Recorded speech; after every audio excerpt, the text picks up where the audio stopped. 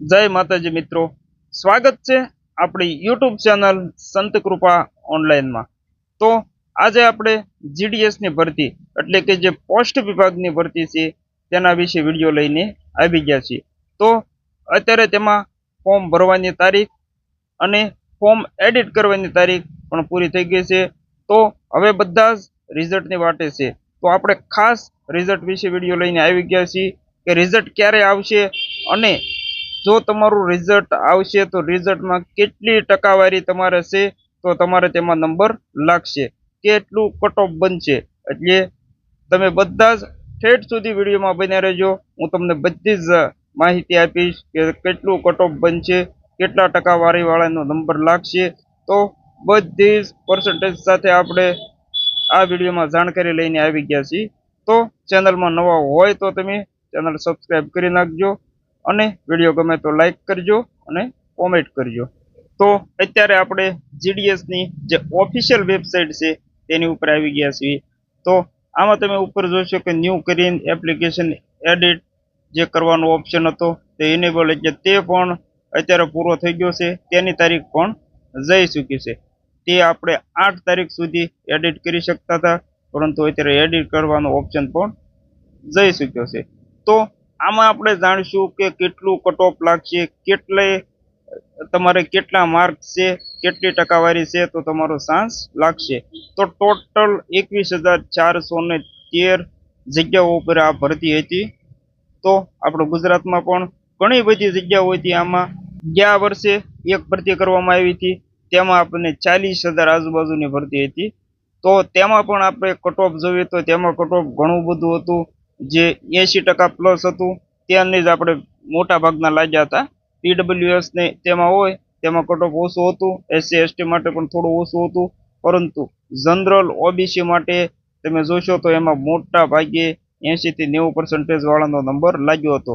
પરંતુ આપણે ગુજરાતમાં બીજા રાજ્ય કરતાં ઘણું બધું સારું છે, કારણ કે માતૃભાષા ગુજરાતી હોય તે જ આમાં ફોર્મ ભરી શકે, એટલે કે ગુજરાતી ભાષા હોવી ફરજિયાત છે। જ્યારે બીજા રાજ્યમાં ગમે તે ફોર્મ ભરી શકે, યુપીના વિદ્યાર્થી હોય તો તે એમપીમાં ફોર્મ ભરે, દિલ્હીમાં ફોર્મ ભરે, ગમે ત્યાં ફોર્મ ભરી શકતા હતા। પરંતુ આપણે જે માતૃભાષા ગુજરાતી છે તે બીજા એકેયને ન હોય, બીજા રાજ્યમાં ન હોય, માટે બીજા રાજ્ય કરતાં ગુજરાતમાં ઘણું બધું તમે કટ ઓફ જોશો તો ઓછું જોવા મળશે।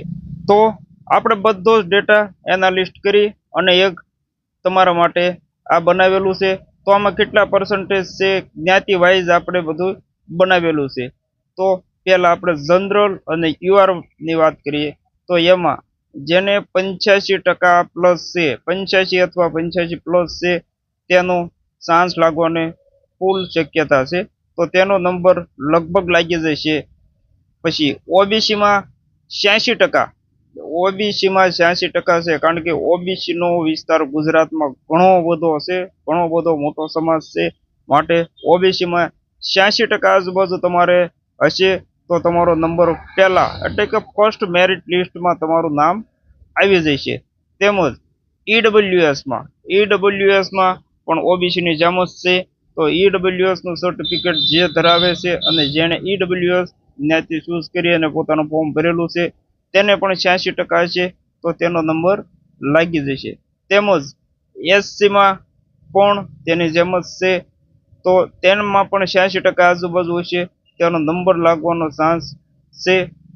તો એસટીમાં તમે જોશો 5મા નંબર જે એસટી છે, એસટીમાં 82%, એટલે 80 થી 85% આજુબાજુ હશે, તેનો નંબર લાગી જશે। પછી છેલ્લે વાત કરવી પીડબ્લ્યુડી એટલે કે કોઈ પણ અપંગતા વિકલાંગ વ્યક્તિ છે તો તેને 70% ઉપર હશે, તેનું ફર્સ્ટ મેરિટમાં નામ આવી જશે। તો આ જે આંકડા છે મેં બનાવ્યા છે તે આંકડા જોઈ અને કોઈને ડરી જવું નહીં, કારણ કે ફર્સ્ટ મેરિટમાં જે નામ આવશે તેને જશે। તેમાં ઘણા બધા મિત્રો હશે આમાં ફોર્મ ભરી દીધું હોય પરંતુ તે નોકરી માટે જતા ન હોય, કારણ કે સારી ટકાવારી હોય એટલે કોઈ બીજી પોસ્ટમાં પણ લાગેલા હોય છે, માટે તે નોકરી કરવા ન જાય। તો તેવી ઘણી બધી 60% આજુબાજુ જેનો નંબર લાગી જાય તે પણ નોકરી માટે જતા નથી. અમુકને એરિયો ન પસંદ આવે, ઘણી બધી આમાં ઓલું હોય, કાં તો ડોક્યુમેન્ટ વેરિફિકેશનમાં નીકળી જાય, તેવું બધું ઘણું બધું થતું હોય છે. તો જે બીજું મેરિટ બનશે તે બીજા મેરિટમાં ઓછી ટકાવારી, એટલે કે બીજા મેરિટમાં તમારે ઓછી ટકાવારી જેને હશે તે આમાં જે 85% પ્લસનું દેખાય છે મોટા ભાગનું, તેમાંથી તમે જે બીજું મેરિટ આવશે ને તે બીજા મેરિટની અંદર તમે જોશો તો 75 થી 85%, એટલે 75%ની ઉપર હશે તેનો પણ બીજા મેરિટમાં નામ આવવા કરશે. તો આ આંકડા જોઈ અને ડરી ન જવું, કારણ કે આગળ આપણે જે બીજા મેરિટ આવે તેમાં બીજાના નામ આવશે. તો ખાસ આપણે આ વિડીયો આના માટે બનાવ્યો હતો, અને ઘણા બધા મિત્રોની કોમેન્ટ આવતી હતી કે અમારે એટલા ટકા છે, શું અમારો નંબર લાગશે, અમે ફોર્મ ભરેલું છે. તો તમારે કેટલા ટકા છે, તમારી કઈ જ્ઞાતિ છે તે નીચે કોમેન્ટ કરી જણાવજો. ચાલો તો આજના વિડીયોમાં બસ આટલું, મળીએ હવે આગળના વિડીયોમાં. જો તમને વિડીયો ગમ્યો હોય તો વિડીયો લાઈક કરજો, જો કંઈ કહેવું હોય તો કોમેન્ટ કરજો, અને ખાસ ચેનલ સબસ્ક્રાઈબ કરવાનું ભૂલતા નહીં.